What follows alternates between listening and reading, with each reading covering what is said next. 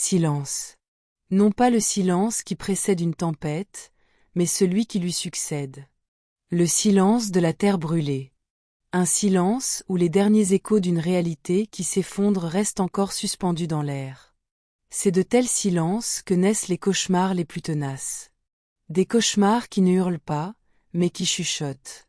Et ce chuchotement peut s'entendre pendant des décennies.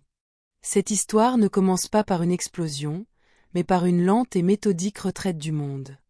Elle ne se déroule pas en enfer, mais dans un endroit que ses habitants appelaient la terre promise. C'est l'histoire de comment la foi, cette force même destinée à élever les âmes vers la lumière, a été utilisée pour construire une prison parfaite.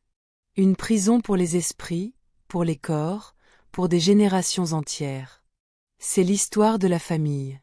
Et pour comprendre comment une telle chose a pu devenir possible, nous devons voyager dans le passé. Retour à une époque où le monde entier tentait de panser ses plaies. Le milieu des années 1940.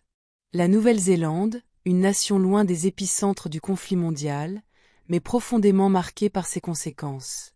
C'était un temps d'ordre, de reconstruction, de recherche de terrain solide après le chaos. Et dans cette atmosphère, un homme nommé Winston Herbert Ridley menait sa propre révolution spirituelle. C'était un vétéran, un homme qui avait vu le visage de la guerre moderne.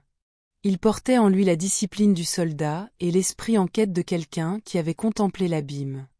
De l'avis de tous, il était intelligent, farouchement même. Il possédait un charisme naturel, une présence autoritaire qui attirait les gens. C'était un homme de conviction, et dans un monde désemparé, la conviction est une ancre puissante. Il était aussi un adventiste du 7e jour fervent,